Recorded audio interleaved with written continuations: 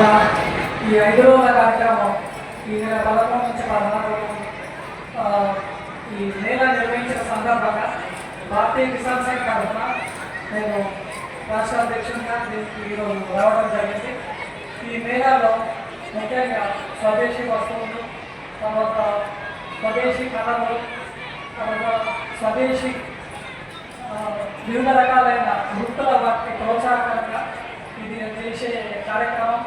ఇట్టి కార్యక్రమంలో వివిధ క్షేత్రాల నుంచి చాలామంది దీంట్లో అదేకొని మరివాళ్ళ స్టాఫ్స్ ఏర్పాటు చేసి తర్వాత ఇది మధ్యతరగతి తర్వాత దిగువ మధ్యతరగతి వారికి అందుబాటులో ఉన్న దాంట్లో ఇది చేసే కార్యక్రమం ఇక్కడ కరీంనగర్ పట్టణంలో జరుగుతున్న సందర్భంగా స్వదేశ్ నగర్ నుంచి ప్రముఖులకు తర్వాత ఇక్కడ నిర్వాహకులకు వాళ్ళకు అభినందన చేస్తూ ఇలాంటి కార్యక్రమాలు రాష్ట్ర వ్యాప్తంగా ఎక్కడ చేసినా కానీ మన తెలంగాణ భారతీయ కిసాన్ సంఘ్ తరఫున మేము దానికి సహాయ సహకారాలు అందిస్తామని చెప్పి ఇది ముగిస్తుంది.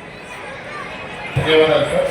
అనంతరం శ్రీ జి వినోద్ కుమార్ రావు గారు స్వావలంబి భారత్ అభియాన్ తెలంగాణ ప్రాంత కన్వీనర్ మరియు సందేశం అందించాల్సిందిగా కోరుతున్నాను.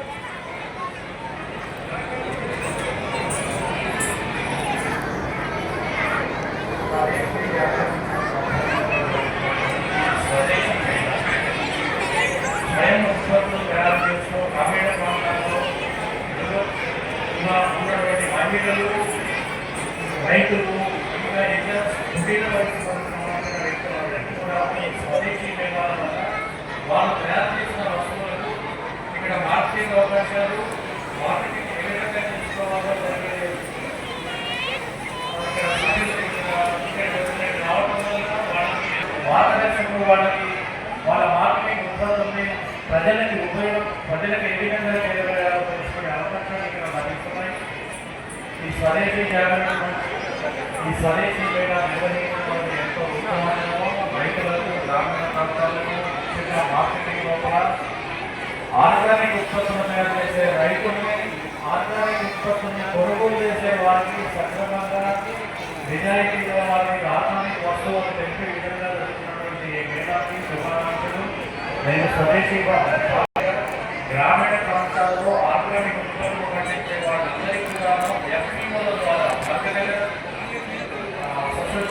ఎఫ్పిఓల ద్వారా ఎవరైతే వాటిని ఎవరైతే కావాలో వాళ్ళకి రైతుల నుంచి డైరెక్ట్గా ఉపయోగపడే విధంగా డైరెక్ట్గా వస్తువులను వినియోగించే వాళ్ళకి చేసే విధంగా మేము ప్రయత్నం చేస్తున్నాము. ఇటువంటి మేళాలు ఇంకా ఎన్నో జరగాలి. ఈ మేళాలు జరిగినందు వల్ల ఉత్పత్తిదారులకు, వినియోగదారులకు అవకాశం లభిస్తుంది. ఉత్పత్తిదారులు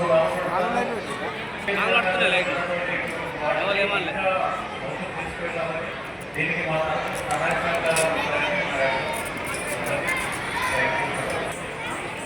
శ్రీ లవర్ కుమార్ గారు అఖిల భారతీయ విద్యార్థి పరిషత్ ప్రాంత సంయోజక వారిని కూడా తమ సందేశాన్ని అందించాల్సిందిగా కోరుతున్నారు.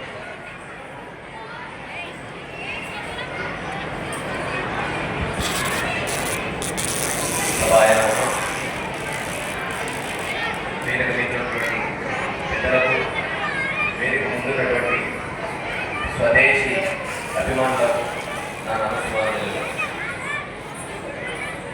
స్వదేశీ మేళా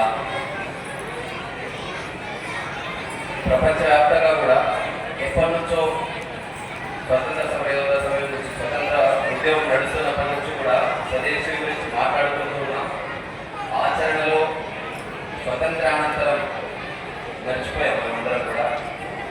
విద్యార్థి పరిషత్, అఖిల భారతీయ విద్యార్థి పరిషత్ ప్రత్యేకంగా విద్యార్థులలో స్వాతత్వం, స్వదేశీ భావన పెంపొందించడం కోసం అనేక రకాలైనటువంటి కార్యక్రమాలు చేస్తూ ఉంటుంది. చెప్పడమే కాదు, చేసి ఆచరణలో ఏ విధంగా ఉండాలనేటువంటిది కూడా విద్యార్థులకు నిరంతరం గైడ్ చేస్తూ, అలాగే దేశం కోసం కొత్త రకమైనటువంటి విషయాలను ఇన్వెంట్ చేయాలి, తయారీల కేంద్రంగా విద్యార్థులు ఆలోచించాలి, ఎంటర్ప్రెన్యూర్స్గా విద్యార్థులు మారాలి. కొత్త కొత్త విషయాలు తయారు చేయడం మనకే కొత్తగా. భారతదేశంలో పుట్టినటువంటి ప్రతి ఒక్క పౌరుడికి, ప్రతి ఒక్క జీవికి ఇన్నోవేషన్ అనేది బై బర్త్ వచ్చేటటువంటి ఒక లక్ష్యం. చూస్తుంటాం ఎవరో ఏదో కనిపెడతారు, దాని మీద పేటెంట్ రైట్స్ తీసుకునే ప్రయత్నం చేస్తాం విదేశీయులు. కానీ భారతీయులు సమాజం కోసం కనిపెట్టి పశువుల మీద కూడా ఇతర దేశాలకు పేటెంట్ ఉంది. ఇప్పటివరకు పేటెంట్ లేదు, ఒక యోగా మాత్రమే, అది కూడా పతంజలి. అలాగే చెప్పుకోవడం చాలా విషయాలు ఉంటాయి. ఎన్ని గ్రహాలు ఉన్నాయనేటువంటిది మనమే లక్షల సంవత్సరాల కిందనే మనం తెలుసుకోవడం జరిగింది. కానీ సైన్స్ పరంగా ఎవరో కనిపెట్టారు అని చెప్పేసి మనం చదువుకుంటున్నాం. ఇలాగా ప్రస్తుతం చదువుకున్నటువంటి విద్యార్థులు తయారీ రంగంలో ముందరికి వెళ్ళాలి. ఏదైనప్పటికీ రీటైల్ రంగం కాకుండా తయారీ రంగంలో ఉత్సాహం చూపించాలి. సమాజానికి ఉపయోగపడేటువంటి విషయాలు కనిపెట్టాలి. రీసెంట్ డేస్లో కరోనాకు సంబంధించినటువంటి వ్యాక్సిన్ కూడా మనమే కనిపెట్టడం జరిగింది. అలాగే అందరికీ తెలిసినటువంటి విషయం, కరోనా ఈ ఇంగ్లీష్ మందే కాకుండా ఆయుర్వేదానికి సంబంధించింది కూడా ఆనందయ్య ఆయుర్వేదం అని చెప్పేసి ప్రతి ఒక్కరు కూడా వాడడానికి చాలా మందిని ప్రకటించగలిగారు. ఎటువంటి ఇది లేకపోతే సైంటిఫికల్ ఇది లేకుండా, కానీ ప్రభుత్వం దాని మీద రీసెర్చ్ చేసి బాగా పనిచేస్తుందని కూడా తర్వాత రోజుల్లో సర్టిఫై చేయడం జరిగింది. ఇలాగా మన ఆలోచనని క్లాస్ రూమ్కే పరిమితం చేయకుండా డిఫరెంట్ ఇన్నోవేటివ్ థాట్స్ని బయటికి తీసుకురావడం కోసం ప్రయత్నం చేయాలని చెప్పి ప్రతి విద్యార్థిని కూడా జాగృతం చేసే ప్రయత్నం అఖిల భారతీయ విద్యార్థి పరిషత్ నిరంతరం చేస్తూ ఉన్నది. ఇలాగా అప్పుడప్పుడు స్వదేశీ పేరాలు చేసి అందరికీ కూడా మన దేశీయమైనటువంటి వస్తువులు వాడాలి. స్వభాష, స్వవేష, స్వదేశీ అనేటువంటి నినాదాన్ని ముందుకు తీసుకెళ్తున్నటువంటి స్వదేశీ జాగరణ మంచ్ పెద్దలందరికీ కూడా ధన్యవాదాలు తెలియజేస్తూ అవకాశం ఇచ్చినటువంటి అందరికీ ధన్యవాదాలు తెలియజేస్తాను.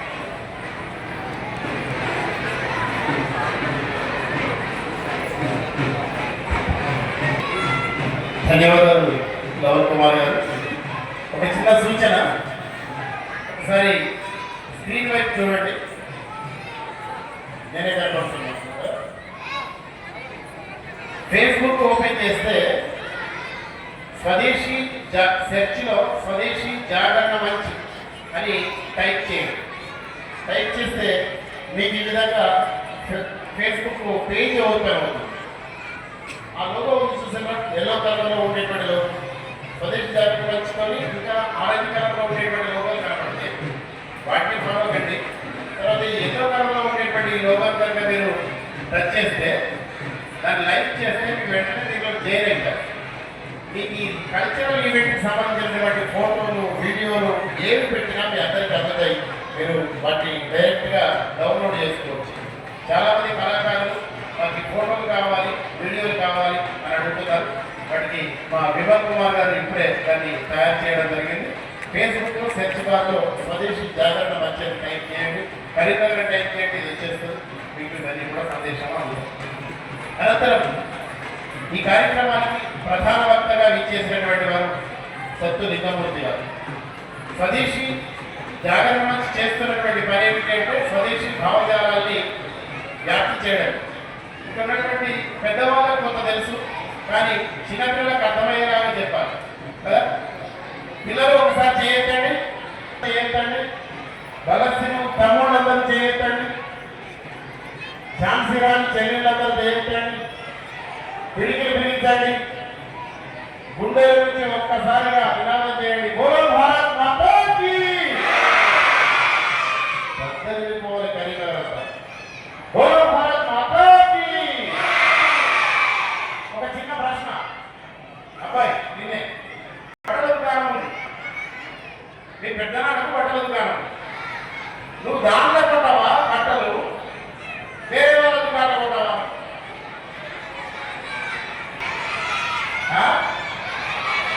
పెద్దనాన్న కొట్టావు. నీ చిన్నబాబు అంటే నీ చిన్నాయనకు, నీ కాకకు కూరగాయల దుకాణం ఉంది, నువ్వు అక్కడ కూరగాయలు కొంటావా, వేరే వాళ్ళ దుకాణం కొంటావా? నీ చిన్న నీ అమ్మ ఒక పక్క కిరాణాలో కొంటావా? ఎందుకు? ఎందుకని మన పైసలు మన వాళ్ళ దగ్గర ఉండాలి కదా. మరి నిజంగా అట్లా చేస్తున్నామా? పొద్దున మొహంతో పట్టుకొని అలవాటు మనం చేయండి. ఓకే, దేంతో అనుకుంటాం? అది బ్రష్ ఎట్లా వాడతాం కానీ దాని పేస్ట్ ఏది వాడతాం? వాళ్ళకి సంగతి అది పెద్దది కాదు, చిన్నది కాదు, మీ అమ్మది కాదు, మీ నాయనది కాదు. విదేశం కంపెనీ రాబోయేది. 10 రూపాయలు పెట్టి నువ్వు కోటు పెట్టుకుంటే 9 రూపాయలు కూడా విదేశాలకు తీసుకెళ్తాడు. నాకు ఏది కొంటున్నావు చెప్పి కదా, కొంటావా? కొంటావా? మరి మనదేదో తెలియదు కదా సార్ అని విశ్వాసం. వేపంలో ఇంకా సూపర్. ఎవరైనా వేరుకుంటున్నా అని చెప్పి ఇంటికి ఎవరైనా చుట్టం వస్తే కుక్కమూల చేస్తావా, థమ్సప్ చేస్తావా, మసాలా చేస్తావా, కొబ్బరి బొండం చేస్తావా కదా. మన మంచి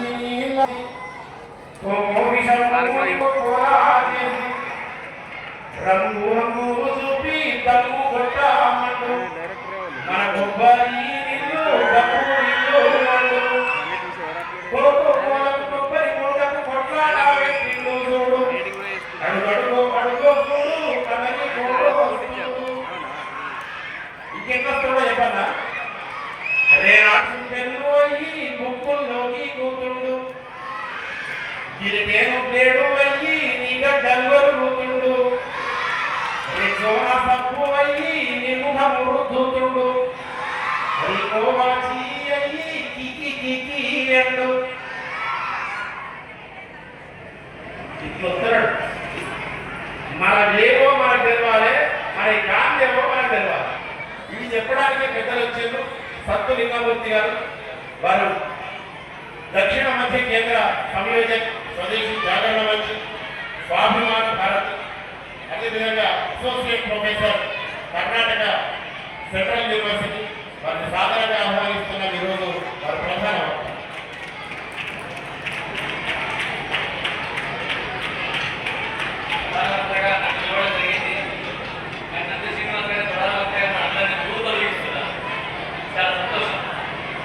వేదిక ముందర పెద్దలు శ్రీ రామ్మోహన్ గారు ఉన్నారు.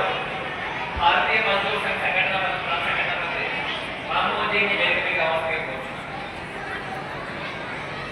శ్రీ రామ్మోహన్ వేదిక మీద ఉన్నటువంటి పెద్దలారా, వేదిక ముందున్నటువంటి పెద్దలు, చిన్నారులు, స్వదేశీ జాగరణ మంచ్ ఇంతకుముందు నంది శ్రీనివాస్ గారు చెప్పినట్టుగా మనం వాడేటువంటి ప్రతి వస్తువు కూడా మన ఇంట్లో తయారు కావాలి అని చెప్పేసి స్వదేశీ జాగరణ చెప్పడం జరుగుతుంది. మన ఇంట్లో తయారు కాని వస్తువు ఏదైతే ఉందో పక్క వాళ్ళు తయారు చేస్తే దాన్ని కొని మనం వాడాలి. పక్క వాళ్ళు తయారు చేయనట్లయితే మన వీధిలో తయారైనటువంటి లేక మన గ్రామంలో తయారైనటువంటి కొనాలి అని చెప్పేసి స్వదేశీ జాగరణ 30 సంవత్సరాలుగా చెప్తూ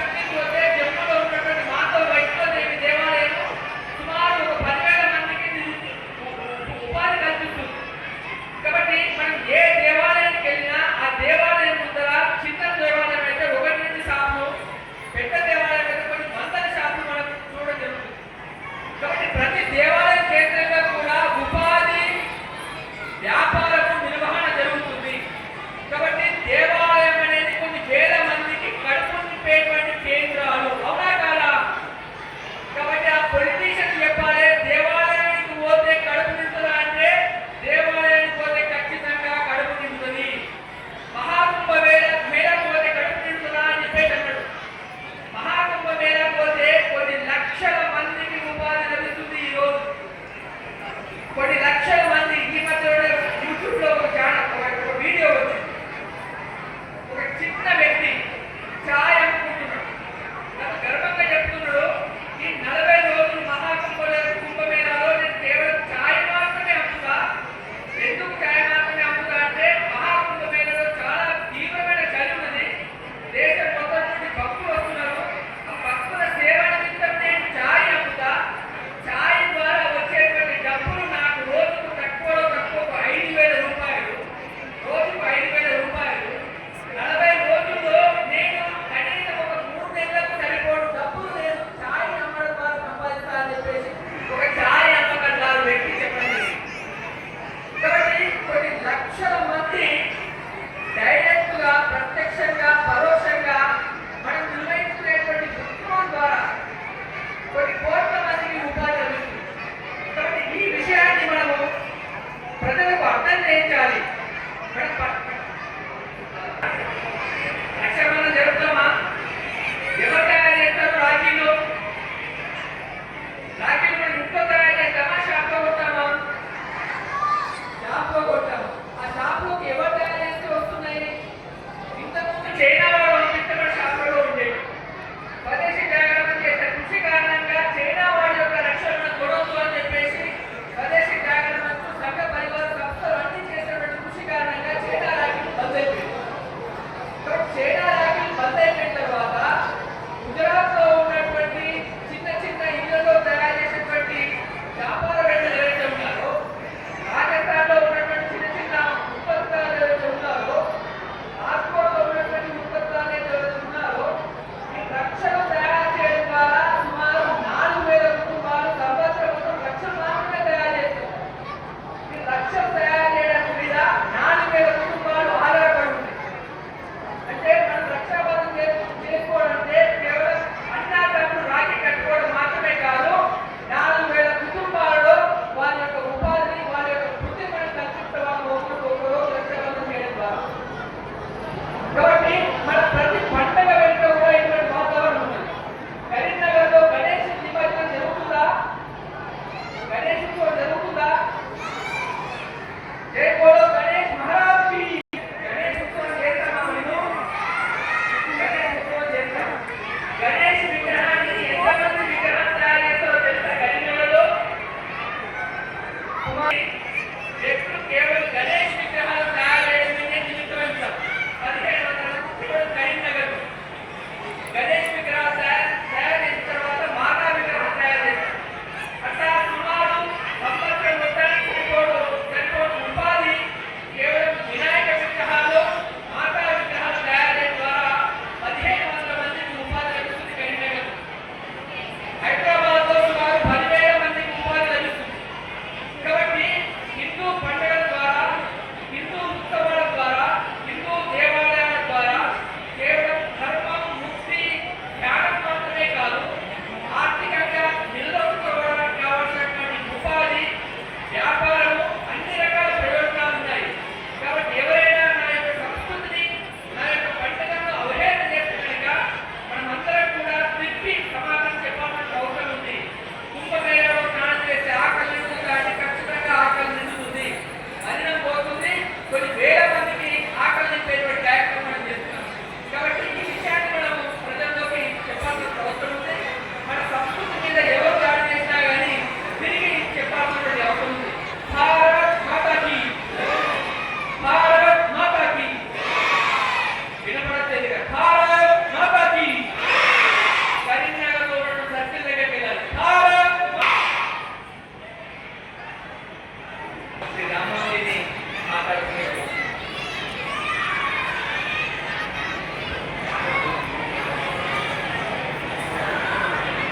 భారత్ మాతాకి. స్వదేశీ మేళ కార్యక్రమంలో పాల్గొంటున్నటువంటి కార్యకర్తలందరూ, అదేవిధంగా కరీంనగర్ పట్టణ ప్రజలందరికీ నమస్కారం. స్వదేశీ ఉద్యమం అనేది 1932 నుండి దేశంలో ప్రారంభించబడ్డది. అనేక ఉద్యమాలు చేయడం జరిగింది. ఆ క్రమంలో ఏదైతే ఈ ప్రపంచంలో 2 సిద్ధాంతాలు ఒకే సమయంలో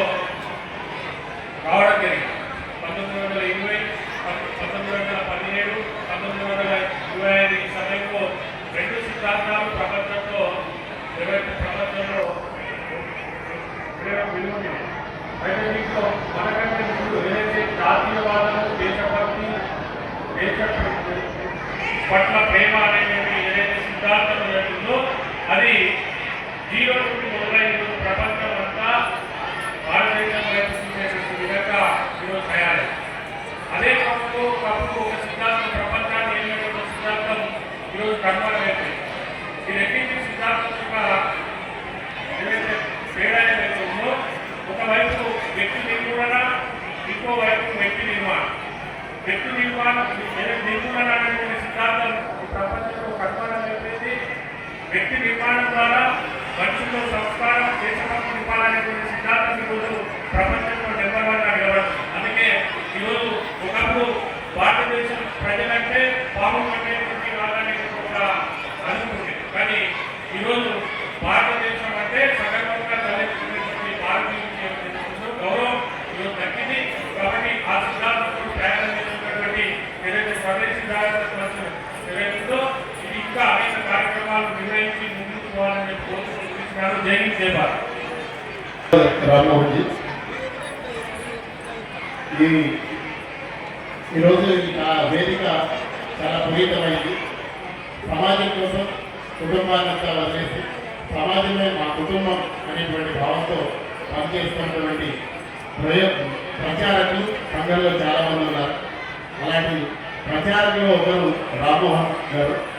వారు విద్యార్థి పరిషత్తులో పనిచేసి ఇప్పుడు భారతీయ మజ్దూర్ మజ్దూర్ సంఘకి సంయోజకుగా వ్యవహరిస్తున్నారు. వారికి ధన్యవాదాలు తెలియజేస్తూ ఈ కార్యక్రమానికి మా స్వదేశీ జాగరణ నుంచి తెలంగాణ కన్వీనర్ గౌరవనీయులు శ్రీ సిఏ ముక్క హరీష్ బాబు గారిని సాదరంగా ఆహ్వానిస్తూ ఉన్నాం. మీ అందరూ ఎంత తప్పట్లేదు ఇంత పెద్ద తెలంగాణ కన్వీనర్ గారు. అలాగే గౌరవనీయులు శ్రీ బేటి మహేందర్ రెడ్డి గారు వారు న్యాయవాది, అదేవిధంగా జనరల్ సెక్రటరీ, వారిని కూడా సగౌరవంగా ఆహ్వానిస్తూ ఉన్నాం. అలాగే గసిగంటి జనార్దన్ రెడ్డి గారు, వారు ఒలింపిక్ అసోసియేషన్ జనరల్ సెక్రటరీ, వారిని కూడా సాదరంగా ఆహ్వానిస్తూ ఈనాటి ఈ కార్యక్రమానికి ఇచ్చేసినటువంటి పెద్దల్ని జ్ఞాపకాలు స్వీకరించారు. Associate professor central university Karnataka అంటే మరి అదే ప్రాంతానికి చెందిన వాళ్ళు అనుకుంటారు. మన తెలంగాణని, అదేవిధంగా మన సిరిసిల్లని ఎగువ మానేరు మాయతలు దీర్చెడి గంగ మధ్య మానేరు నీ పాదాలు తడుమంగా వేల మాగానాల సిరులు పండించంగా నంది కొమ్ముల నడుమ రాజన్న నవ్వంగా అవతరించిన జిల్లా రాజన్న జిల్లా ఉద్యమాలకు జిల్లా మాది సిరిసిల్ల. ఆ సిరిసిల్లలో పుట్టి ఈరోజు సెంట్రల్ యూనివర్సిటీ ప్రొఫెసర్గా ఎదిగినటువంటి వారు సత్తు నిగమూర్తి గారు. వారిని జ్ఞాపకాలు స్వీకరించాల్సిందిగా కోరుతున్నాం.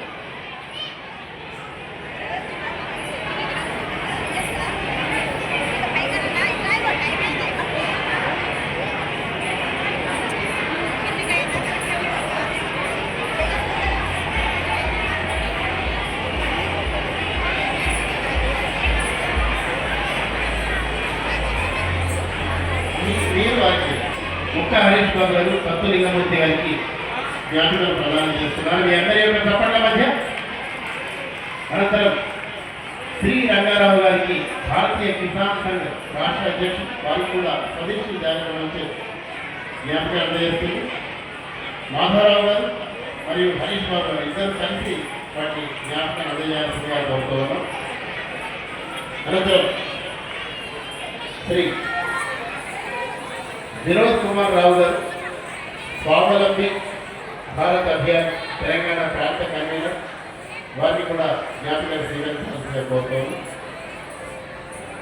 అనంతరం డాక్టర్ ఏ వీరభద్రరావు గారు,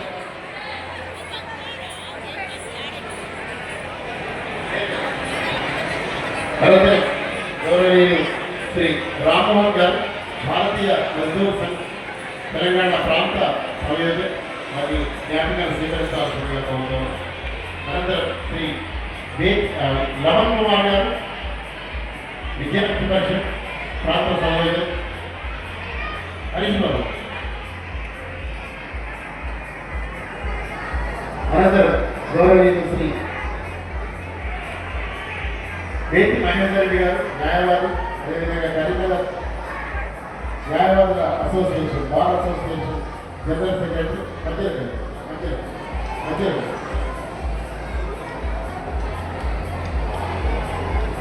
అనంతరం శ్రీ గసికట్టి జనార్దన్ రెడ్డి గారు, ఒలింపిక్ అసోసియేషన్ జనరల్ సెక్రటరీ గారు,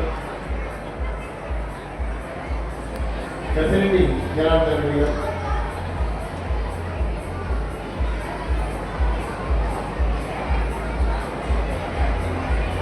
అనంతరం ఒక చిన్న విజ్ఞాపనం, ఒక 5 నిమిషాల కార్యక్రమం. ఇన్ని రోజుల పాటు ఈ వేదిక ఇంత కలర్ఫుల్గా ఇంత బాగా ఉండడానికి కారణం సాయంకాలం కూడా జరుగుతున్నటువంటి సాంస్కృతిక కార్యక్రమాలు. వీటిని సమన్వయం చేసినటువంటి వ్యక్తులు ఉన్నారు, కళాకారులు. వారిని సత్కరించుకుందాం మీ అందరి మధ్య. ఈ సన్మాన కార్యక్రమంలో మీరందరూ కూడా భాగస్వాములు కావాల్సిందిగా కోరుతున్నాను. ముందుగా గాజుల రవీందర్ గారు జాతీయ సాహిత్య పరిషత్ అధ్యక్షులు, మరో కార్యక్రమంలో ఉన్నారు, సాగానే వస్తారు.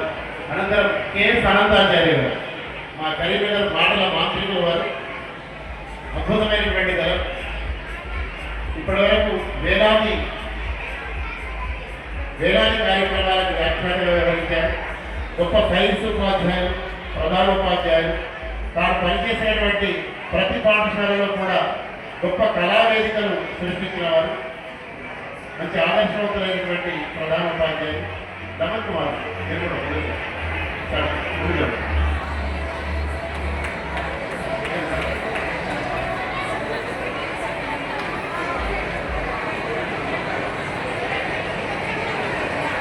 మీ అందరి యొక్క చప్పట్ల మధ్య మీరు అద్భుతమైన ప్రదర్శన చేస్తుంటే మాట్లాడేది వారే. అనంతరం శ్రీ కేబీ శర్మ గారు చాలా గొప్ప వ్యక్తిత్వం ఉన్నటువంటి ఉపాధ్యాయులు. అలాగే వందలాది మంది శిష్యులు ఉన్నారు ఆయనకు. రామోజీ వారు ప్రతి సంవత్సరం అన్నమయ్య సహస్ర గళార్చన నిర్వహిస్తారు. విజయమూర్తి గారు కరీంనగర్ నుంచి కౌలాలంపూర్ దాకా తన సంగీత యానాన్ని తీసుకువెళ్ళినటువంటి మహానుభావుడు శ్రీ కేబీ శర్మ గారు నిత్యం స్వరైక్యం చేస్తూ అనేక ఆడియో క్యాసెట్లకు ప్రాణం పోస్తున్నటువంటి ఒక సంగీతజ్ఞుడు శ్రీ కేబీ శర్మ గారు. వారికి స్వదేశీ మేడ మరి చక్కని ఈ వేళ వారికి సన్మానించుకోవడం, కళావతని సన్మానించుకోవడంగా భావిస్తూ. అనంతరం శ్రీ గోకుల ప్రసాద్ గారు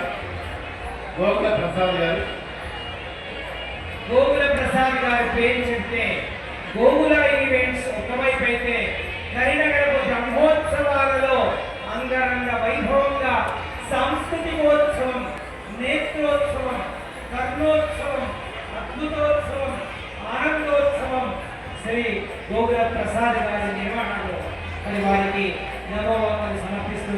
గోకుల ప్రసాద్ గారి గురించి ఒక విషయం చెప్పాలి సార్, వేదిక మీద ఉన్న పెద్దలందరికీ. వారు గతంలో మనం 7 స్వదేశీ మేళాలు నిర్వహించినటువంటి సందర్భంలో ఆయన ఇట్లా వచ్చేటువంటి ప్రేక్షకులు లాగానే వచ్చి నాకు ఒక పాట పాడే అవకాశం ఇవ్వండి అని అడిగేవారు మొదటిసారి. రెండోసారి నుంచి ప్రతి సంవత్సరం కూడా ఆయన పాటలు పెట్టుకునేవారు. అప్పుడప్పుడే వర్ధమాన గాయకుడిగా పుట్టి స్వదేశీ మేళా నుంచి పరిచయం అయినటువంటి ఆయన విదేశాలలో కూడా ఈవెంట్స్ నిర్వహిస్తున్నాడు. ఆయన పిలిస్తే రానటువంటి సినీ ఆర్టిస్ట్ ఎవరూ లేరు. చాలా ఎత్తు పెరిగినటువంటి గొప్ప వ్యక్తి గోకుల ప్రసాద్ గారు. హ్యాట్సాప్ అన్నారు. అట్లాగే అనంతరం శ్రీ రంగాచార్య నాట్యాచార్యులు